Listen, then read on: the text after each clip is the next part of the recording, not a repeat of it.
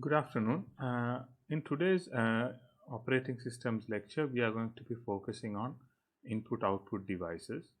In the previous week, we discussed about input output and various basic necessities that are there in an operating system related to input output activities.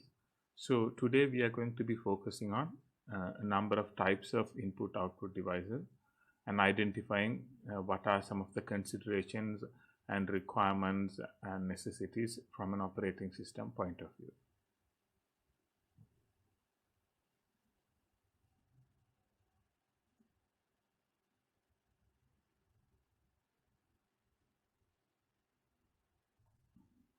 So, what we have discussed so far is about the principles of I/O hardware, I/O software, and the various input-output software layers.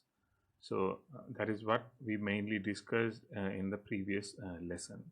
So, today we are going to be focusing on a number of categories of input-output devices, namely disk-based devices or storage devices, clocks, keyboards, or character input devices, and displays, and graphical user interfaces, and so on.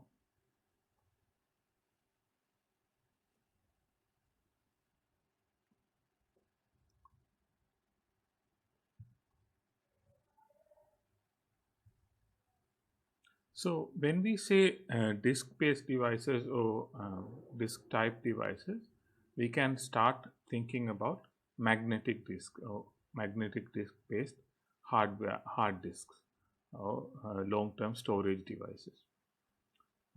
So, these are still a fairly commonly used technology when it comes to secondary storage, and they are made up of these platters of magnetic material that store information on circular rings. So what we have is, and in most cases, we will have a number of multiple separate disks, and each of them can be read and written independently with different ARM assemblies for each of those disks. And information is normally stored in these tracks of information. So they will go along the along the disk, and their individual information will be stored in units that are identified as sectors. So a number of things that we will consider when we are deciding what needs to happen when communicating with these magnetic disks is one is about what is the transfer rate that can be information can be transferred back and forth between the disk, the storage medium, and the computer. Because if the computer is saving a file onto a disk, for example, it needs to know how fast it can send that information across, so it can be safely written without any information being lost. Then one of the other things that may be considered, particularly considering, say, when we need to read some information or when we are required to read some information, that is about the random access time, how quickly the arms can be moved and the platters can be rotated to the position where necessary information can be read. So that is again another thing that we'll think about. And one of the other sort of common things that again maybe not so much with sort of newer disks, you may not encounter these that much, which is called head crash. So that is basically if the arm or the reading head comes into contact with the actual platter and that damages the disk.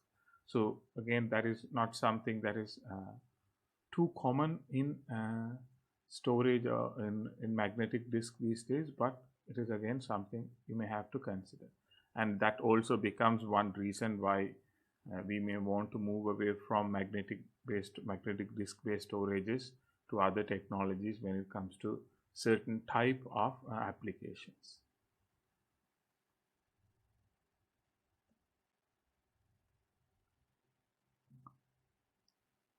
So in most computing environments, in most computing applications, these magnetic disks are normally available as removable disks.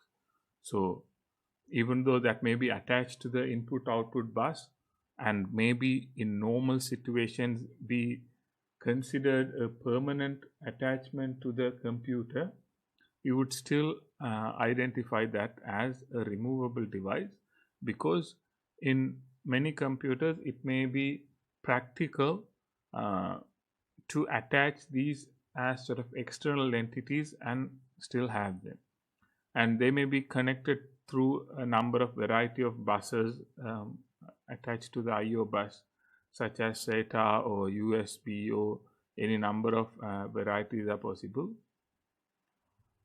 And for us to have such a support, the computer itself should have the relevant host controller. Say, for example, if you want to use SATA to attach the hard drive, there should be a SATA host controller in the computer, and then whatever the disk controller that is available on the magnetic disk drive itself will talk to the host controller, and that is the different layers of IO applications that we discussed in the previous week. Then, even though magnetic disks have been used for a long time, it has become fairly commonplace to find more and more applications where we are using solid state disks or disks that are based on non-volatile memory technology. So when we think about computers that we use today, a significant number of us use computers that are in the form factor of a smartphone. So when we consider those devices, almost all of them will have a solid state disk. Even when we consider other form factor computers like laptops and so on, it is fairly commonplace in sort of newer model laptops to find solid state disk, or at least have the option of having them with solid state disk. So there are a number of reasons why these may be preferred compared to the conventional magnetic storage disk. So one is they are much more reliable and doesn't have a lot of the problems similar to that are available in magnetic disks, such as head crashes and so on. Like, so they are not susceptible to any physical environmental changes. So there may be an argument that they are much more reliable compared to magnetic disk in certain situations. But on the other hand, they are also expensive. So they are not always everything is not always great about them. There are certain shortcomings regarding they can be expensive, they may have shorter lifespans, and typically comparing to the price point, they have either much more expensive for a particular unit of storage, and also it is not commonplace to finding much higher capacity drives, solid state drives. Even though that is becoming more and more common, there's still a difference between those things. And one of the other things to remember is, because most of these solid state drives can operate faster, but that doesn't mean they are going to give the same or the maximum speed that they can give in any computer, because it also depends on the particular IO bus and the speed of the IO bus. So even though you may connect a SSD into a computer, it also depends on what is the speed of the bus that is connecting that SSD. And even though if the SSD can read, say, about 300 Mbps, but the bus is only supporting, say, 10 or 100 or whatever, it's still not going to be able to function at the full speed it can function. So that is something that we can consider, but there are a number of applications where solid state drives or solid state disk would be much more suitable.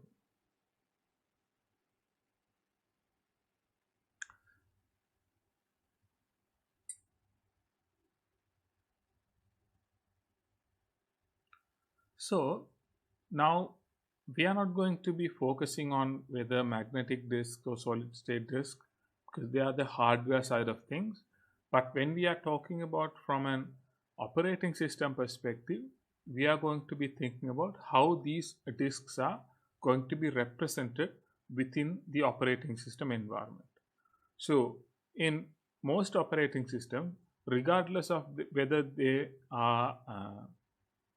are magnetic disk or how many platters are there and all these variations, disks may be represented in this type of a structure where we have these one-dimensional array of logical blocks. So we will have equal number of blocks along all the tracks, and all of them, say in this diagram, we may have 24 blocks or 24 sets of one-dimensional arrays.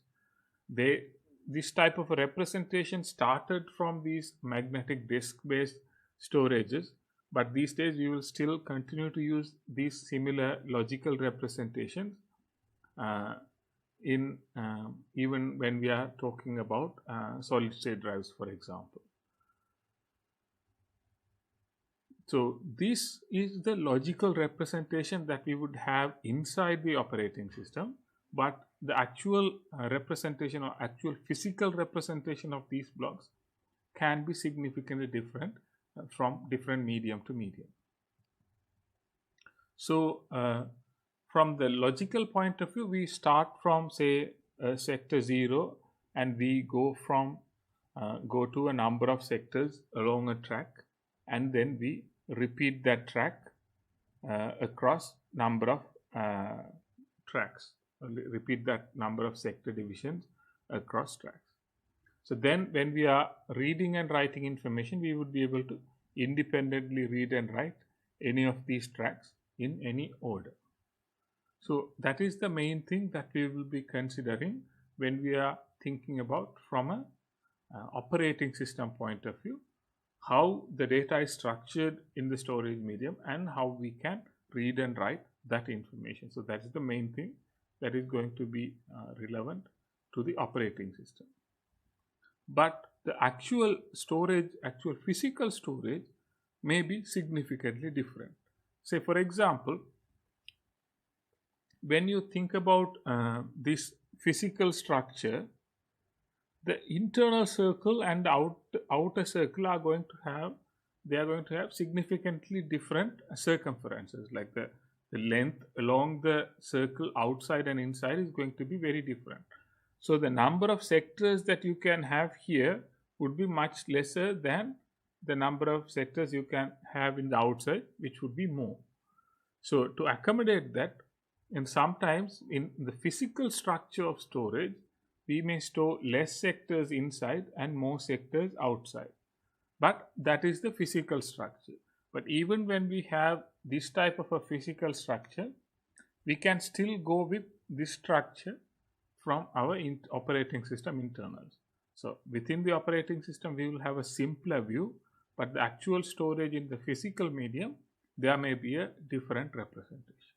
So the main thing to remember here is, regardless of the internal structure of the physical hard drive, we can always represent these from an operating system point of view as these one-dimensional array of sectors.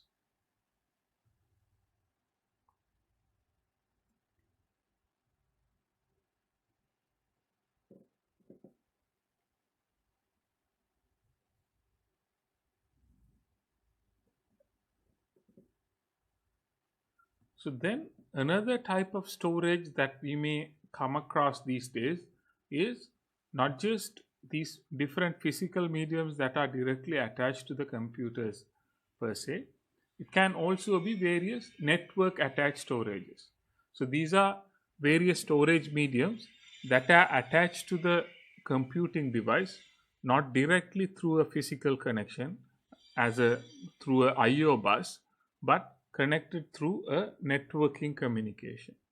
So these network attached storages may communicate through like NFS or CIFS kind of protocols, and they may communicate through the IP network. It can be even from a LAN or a wide area network is possible. You may be covering some of these in various networking courses this semester and later on, but that's another possibility in computers. So again, this is another type of storage from a comparable to a alternative to a physical storage medium.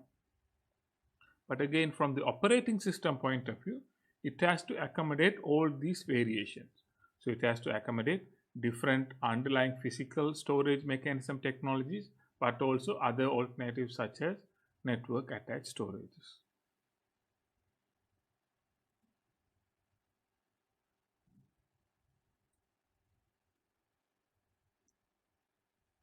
So when we consider like operating system point of view, storage devices from an operating system point of view, one of the interesting concepts that we can talk about in today's lesson is about RAID storages.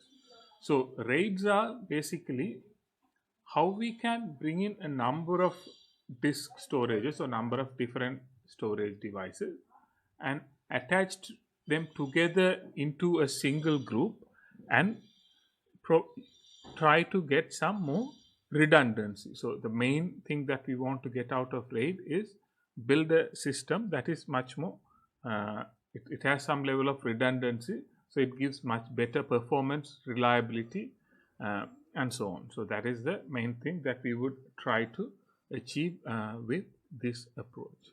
So instead of having a single disk that we normally use on a storage on a computer, now say if we have two devices, we can normally have say more than the same capacity, but or we can use these two devices as backup storages. One has the copy of the other, so then if one disk fails, the other one supports. So then if we add more and more devices like this and bring them together into a group, we may be able to do a variety of arrangements in terms of how we are storing information in these devices and can get some level of increased performance and reliability.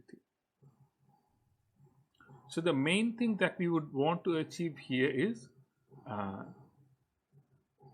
one is mean time to repair. That is, say, if one of these disks fails, how quickly we can replace that disk and bring the computer back to running state. So what is the shortest time we can do that? And mean time to data loss is how much of these disks have to fail here, at which point we will have definite data loss. Say if we have multiple backups and so on, at what point in time we will start losing information altogether. So this is something that we would try to achieve, that is by having this redundant set of storage devices, trying to get a much better lifetime or much better reliability out of these devices.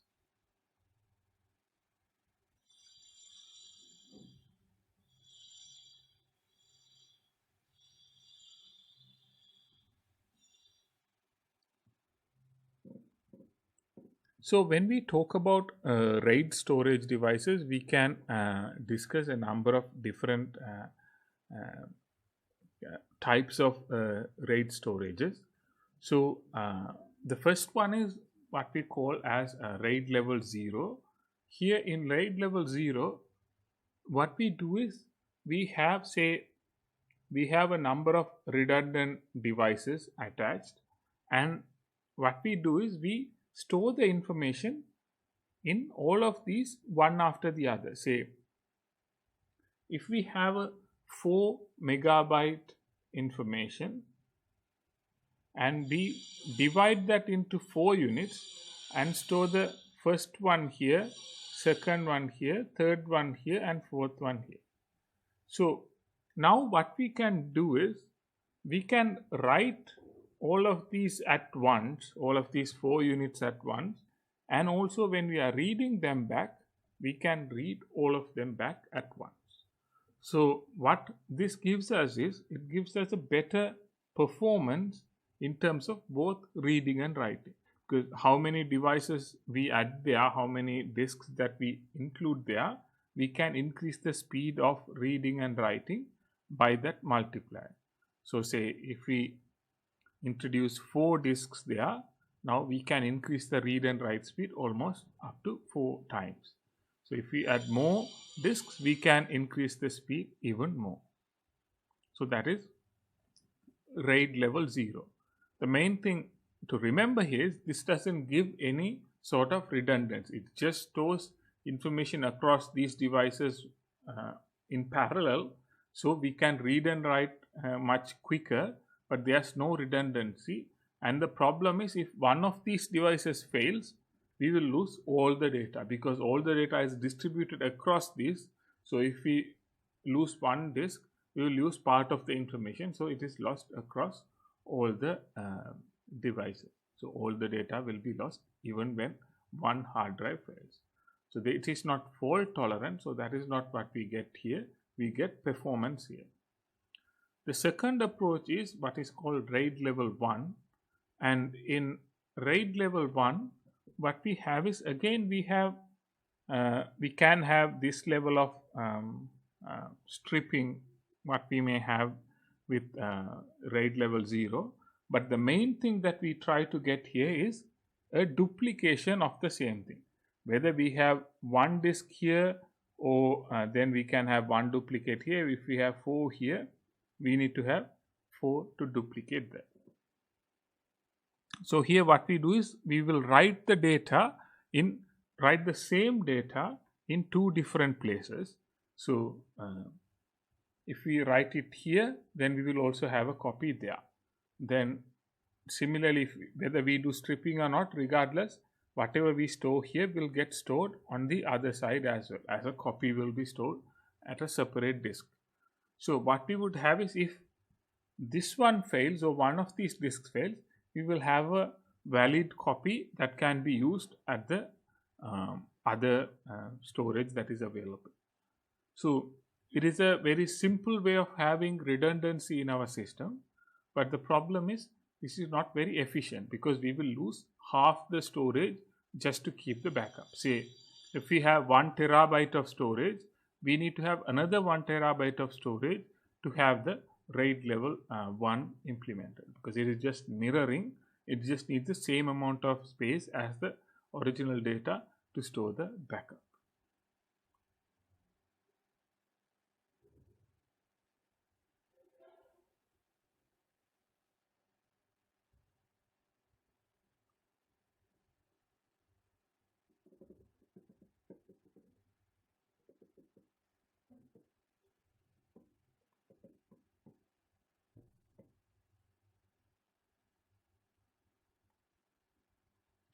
So then other approaches that we can have is what is called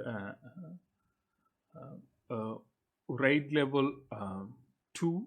So in RAID level 2, what we have is, again we will have bit level stripping of data. So when we take the data, each bit is going to go to a different disk, and each disk is going to receive one after the other.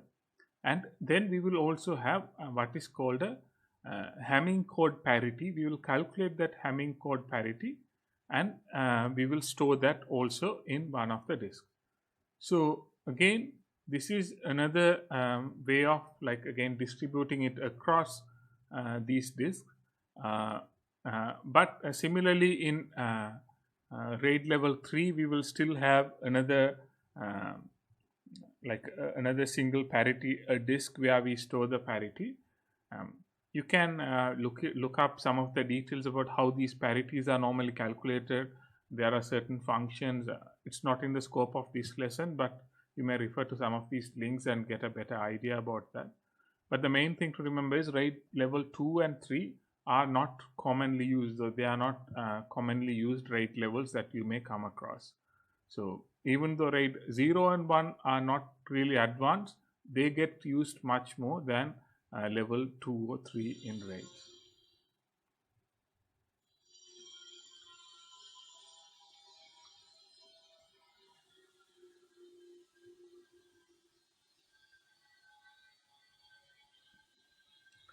RAID levels 4, 5 and 6 are the ones that may be used much more commonly in sort of among all the RAID levels in sort of regular applications. So what we have here is in RAID level 4, what we would do is we would do block level stripping. So instead of bit level stripping, so that was the thing with level 2 and 3. Here we had bit level stripping. So we take the data and split it by one bit after the other. Whereas in RAID level 4, 5 and 6, all these we will do block level stripping. So we will take the data and split it in a particular length of blocks. So then we will have a disk at the end. For RAID level 4, we will have a disk at the end, and this last disk will be used to store this parity. So we will take all the strips along all the disks, and we will calculate and store a parity on the parity disk. RAID level 5 is very much similar to RAID level 4, but here what we have is we will have the strips and parity will be stored in one disk, but it will not be on a dedicated disk. So what we will have here is we will have, say, parity stored here, here and here and here and here. So at different points in time, the parity will be stored at different places. So the advantage here is the way these parities are calculated normally is using the parity and the rest of the information, you should be able to glean back part of the information. So at least go back or do some reverse calculations to identify what is the missing data. So that is the reason why we use these type of approaches. So in RAID level 5, this gets distributed across multiple disks. So even if one disk fails, we may be able to attach a new disk here to replace that, and then based on all the available information and all the parity information and the other available information, what is the missing part here could be calculated. So that is what we would do with this approach. And RAID level 6 just adds another layer to RAID level 5 by having two parities. So instead of having a single parity, it has two parities. So it may be even more fault tolerant, so even more tolerant to being able to rebuilding this data back again. So again, please refer to the resources that I may have attached along with these so that you can get a bit more understanding.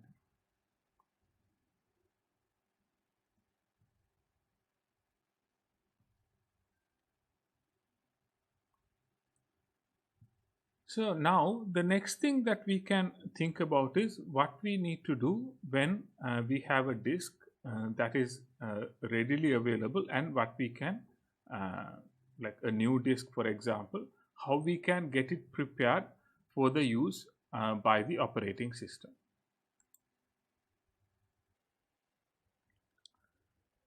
So what we need to do with disk formatting is when we create this low level identifiers or low level patterns of the disk that can be read and written in that particular storage medium.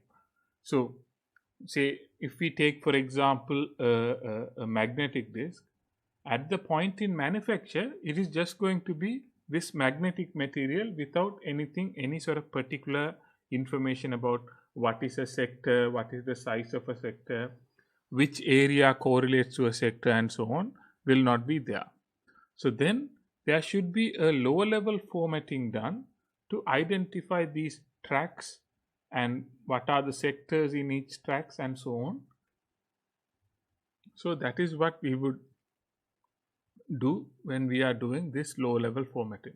So creating the basic underlying structure that is necessary for that particular storage medium.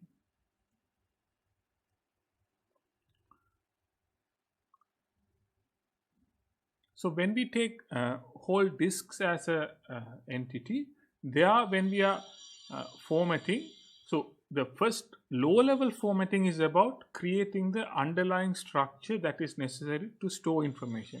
So this is identifying what are the sectors, what are the units of sectors and so on. That is what we call as low level formatting. Then we would do what is called the logical formatting. That is the one that is relevant to the operating system. So the low level formatting is more about the hardware side of things, and the logical formatting is about the operating system side of things. So with low level formatting is where we create these partitions in disks. We create our boot record, so where the any operating system can be loaded from, or any initial programs can be stored, so the computer can refer to that. So all those things will be done with the logical formatting. So with logical formatting, the main thing that we will have to do is we will have to identify a part of the disk, part of the storage device, as what is called the master boot record. So that is where, say, if a computer loads in, when the computer is booting, it has to go somewhere and read the instruction for the operating system, or the code for the operating system. So it would normally go to what is called the master boot record. There it would have two things. One is a boot code. So boot code is the one that is going to refer to the operating system processes and start that. So that boot code should be there. Then also it will have what is called the partition table that are identifying various partitions that are there in the particular storage media. So this is how you would normally partition your, say if you partition your storage device, your hard disk, normally that information gets stored in this partition table.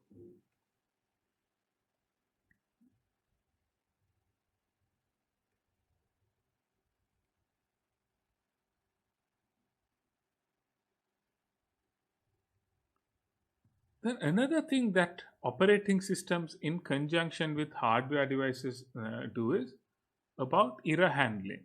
So one of the common things that can happen with any storage medium is part of the storage medium may fail at different times. So a part of the physical space may become unusable. So you may not be able to store any new information in that space.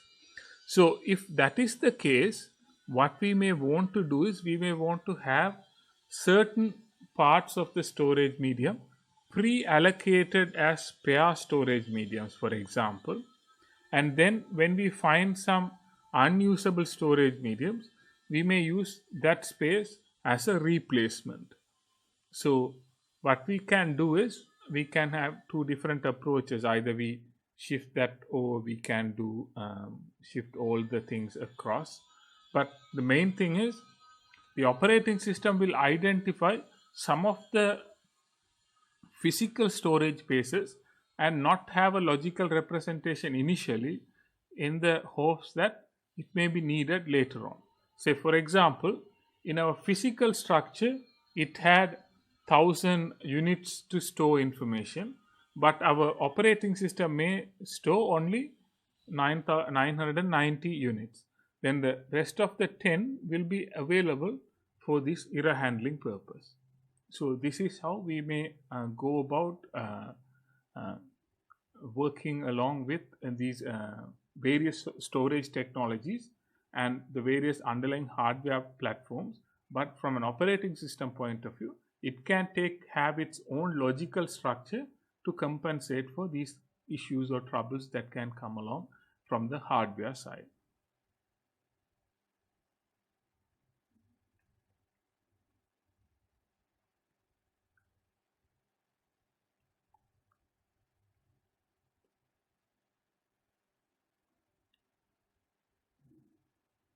So then when we are considering magnetic storage devices particularly, here we can have some additional considerations that may affect the operating system performance. So the way that these devices read and write information is normally based on them moving to the particular place where they need to read or write information, and then so the arm needs to move, then the disks, the platters need to rotate to the correct position, and then they should start reading the information and transferring the data back again. So all these things are going to take some time, and we would ideally want to avoid any delays in terms of moving these arms from place to place to read the information. So one of the things that we would have is these disk scheduling algorithms that would have certain mechanisms to improve upon these approaches about how quickly you can read and write from different parts of the disk, especially when considering a magnetic disk.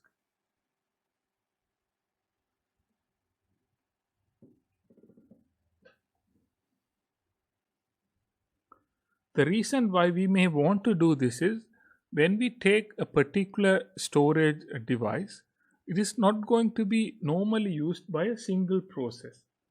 Say, for example, if you take the hard drive on your computer right now, number of processes that are currently running on your computer may be using either reading some information from your hard drives or writing some information from your hard drives, and that is a fairly common situation that we may have in most computers. So the storage device is being used by a number of processors simultaneously.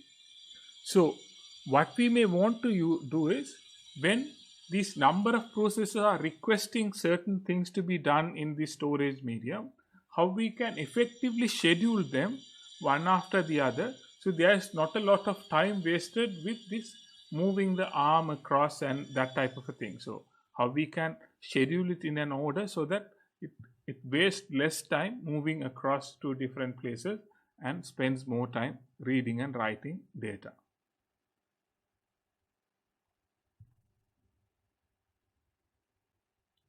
So let's take an example where we have to go to these sectors to read and write information. So say those are the places where we have to go to, and currently the head is pointing at 53. So these are the requests that we have received to do our read write operations. So that is the order that we have received, but we are currently at 53. So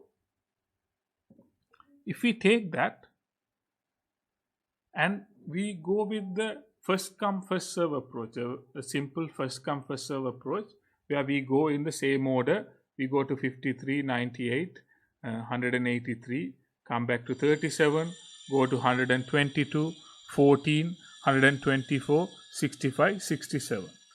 So if we go in that order, what we can see is we will have gone through a total of 640 cycles of cylinders, or we have moved across 640 cylinders over this period of time. On the other hand, if we take a slightly different approach and go about in a shorter seek first approach, so that is, say, if we are currently at 53, we will look at what is the next closest thing that we can go to in this list. So here the next closest is 65. Then from there the next closest is 67. From there 33. From there it is 14. From here it's to 98, 122, 124, 183.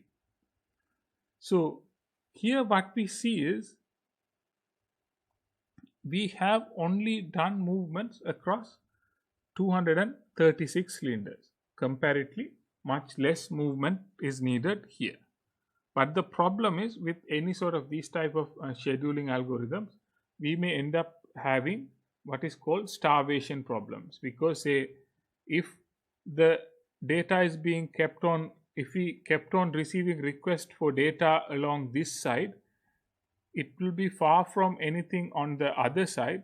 So any requests that are coming for data at a further side from the current location may be starved up, may not be catered immediately. So we may have this starvation problem. But otherwise, this will be a significant improvement from a first come first serve approach.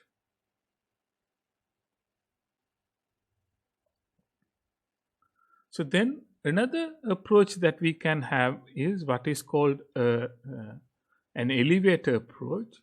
Here, what we do is we move in one direction first and then we move in the other direction. Say, for example, if we start moving in this direction, we will uh, we will address all the requests in that direction, and then we keep on moving on the other direction.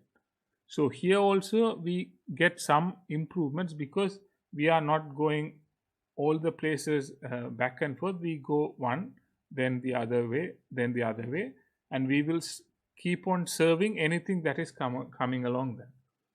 So compared to shortest seek first, here because we go all the way to one end and to the other, we will not have the starvation problem because we will always go to all the places starting from one end to the other. So compared to shortest seek first algorithm, an elevator algorithm may be a better approach for disk scheduling. But the main thing to remember regarding this scheduling algorithms is this is not something super important for you all to understand in the current context. It's a good thing to know how these things work, how these underlying scheduling algorithms are there, but with the advent of different storage technologies, especially with solid state storages, these algorithms are no longer actively needed in many situations. So it's necessary that you have some understanding of how these things work and how these things work, but it may not be something that you are using very often.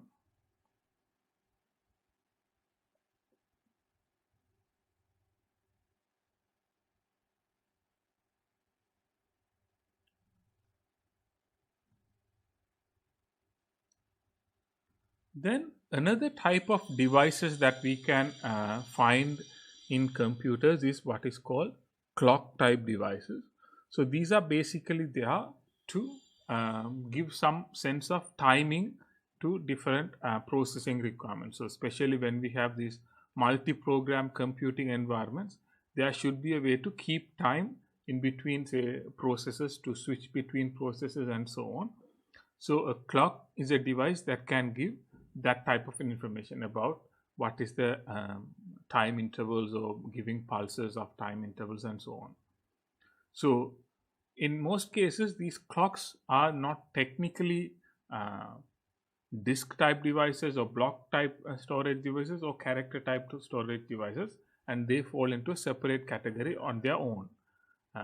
And they are basically needed for this process scheduling approach in multi-programming computers.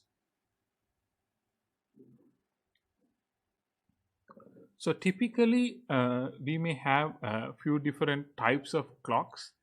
A basic way we can build a clock, we can have a clock is using something that is attached to the voltage cycle of a power line. Say, if the AC power line that the computer is connected to is providing a voltage at a 50 hertz, then we can have that as an indicator for a pulse signal. So any current signal that is coming in is at a particular voltage, particular cycle speed. So we can use that as a measure to make signal to various processing parts. So this was an okay approach when we had computers that are fairly slower and that speed was enough to make these switches. But whereas now when we have these gigahertz level of speed, ability to swap between processes and so on, we cannot have like a 50 hertz timing signal, may not be suitable for the current purposes. So these days we may be using what are called crystal oscillator based timers or crystal oscillator based clocks, and these use these particular hardware components known as crystal oscillators that can provide the pulse to do the counting.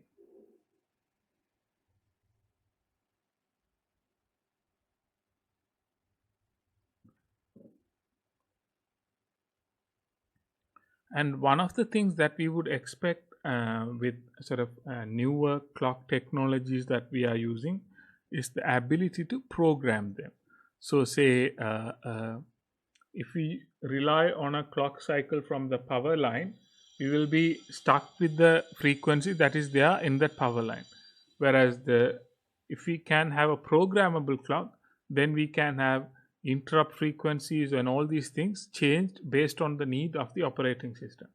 So operating system can swap processes at a particular speed or at a different speed, and it can make that determination by programming the clock to issue interrupts at different intervals.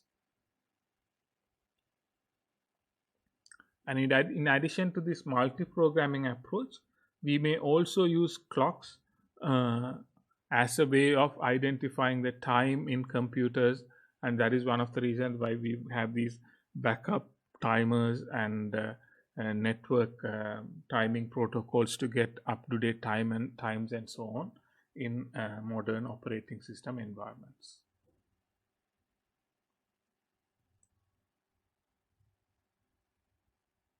So when we think about a typical clock application, it may do a number of things. So one is it would keep the current time for the computer, but then it will also do all the things related to processors. So that is limiting processors to the time that is allocated to them,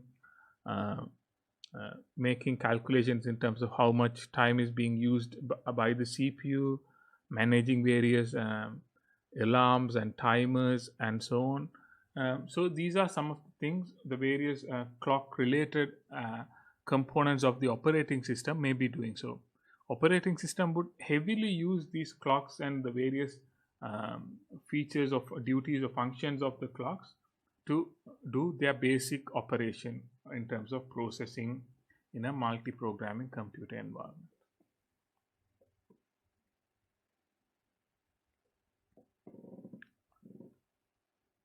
So another type of storage devices that we may come across are character based storage devices or keyboards and mouses, where you get input, or the input output transfer is based on some event that happens at the device. Say for example, if I press a key on the keyboard, then that generates input, and that gets triggered into the operating system and so on. So normally what happens is there would be some part of the operating system that is going to listen to whatever the input that is coming from these type of devices, and then they will react to that and do whatever the necessary thing that needs to happen. Say for example, if I click a mouse, there should be a listener that is listening into that device, and it should detect what is the input that came from that device and respond to that immediately by activating whatever the necessary task associated with that particular input.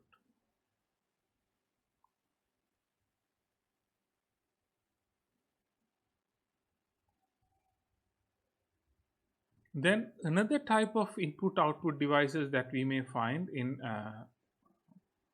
computers is display, or like any type of user interfaces, display devices.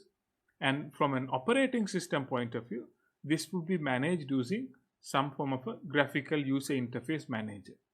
So in the case of say Unix based operating systems or Linux operating system, for example, we may have what is called an X window system that is going to manage the graphical user interface in these operating systems. So particularly in the case of X window system in a Linux operating system or similar operating systems, they work in a client server model. So that is, we can have the underlying operating system running somewhere, and we can have a X server running in that system, and then we can have a X client somewhere, and that can just have the display running at that point. So the underlying operating system and all the hardware functionalities can be at one place, and we can have a client running the user interface at a different place. But in sort of modern computers or modern incarnation of these computers, it is commonplace for us to find both the client and server running in the same hardware device. So if we install a Linux operating system on a computer, we may be running X Windows system underlyingly, but then both the client and the server are running on the same computer. And in most Linux operating systems, we may be able to make different choices for these X Windows systems. So we may have different variations such as GNOME or KDE or that type of variations of desktop environments or graphical user interface options that are running on this X Windows system.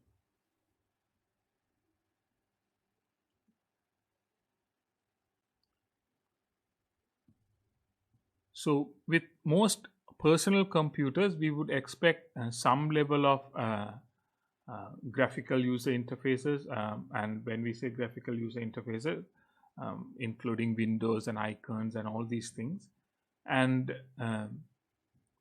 that is what we would expect the operating system to manage and generate, and then pass that on to the particular IO device. So the hardware may be an IO hardware like a screen or a projector that is connected through whatever the communication channel that is there. Then the operating system point of view, it has to generate that image.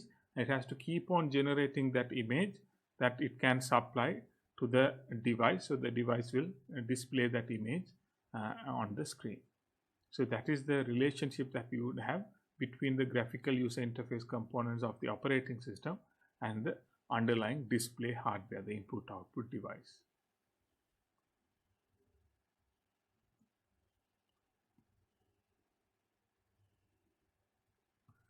Then one of the other things that gets like sort of missed quite often is about power management, because in most operating systems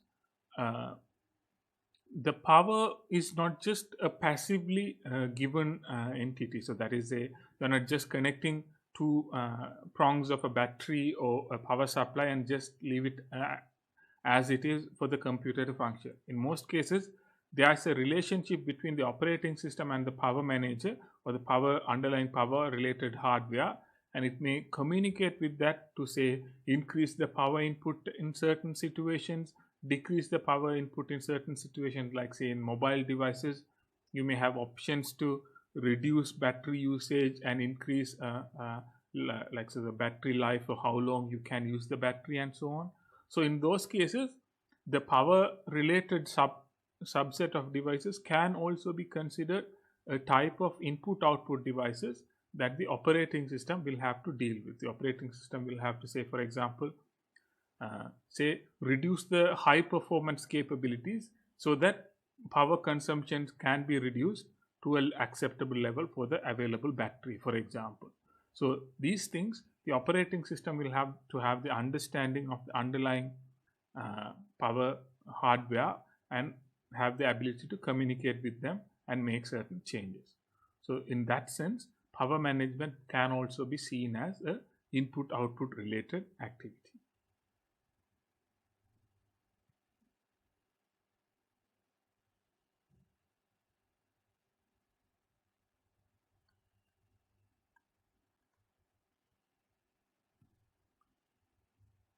And one of the other things that you may come across quite often these days, particularly in certain organizational environments, is the concept of these thin clients. So when we say thin clients, these are basically from the actual computer device that is being used, that is not going to do any sort of computing or heavy computing tasks. It is going to do the main computation is going to happen at a centralized system, and everything else is going to be just the user accessing that through an interface. This can be implemented as sort of desktop applications, sort of thin client servers and clients, but also we can see that quite a lot when we think about sort of these cloud-based web-centric computing that is happening a lot these days. So for example, anyone who is using a webmail application and web-based word processors and so on, you may realize that you are spending most of your time on a web browser, that is the main application that you are using on your computer, and everything else is happening at some other computer somewhere else. So actual processing and all happens at those remote computers, and you will be focusing on these just the interface to access that remote computing capability.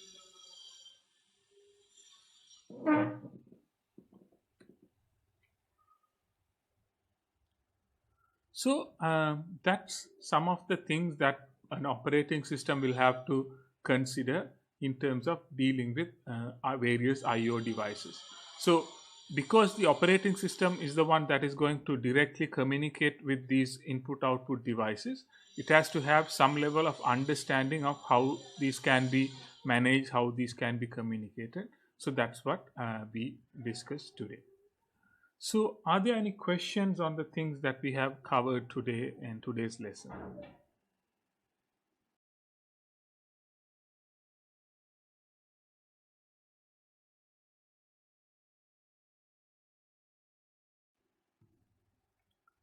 If there are no questions, as always, you can, if you find any other questions later on, you can always contact me, and I will try to give you any answers if you have doubts and so on. But otherwise, as there are no other questions at this moment, we may conclude the lesson for the day, and we could meet at the same time next week. Until that time, thanks for joining in today's lesson. Bye.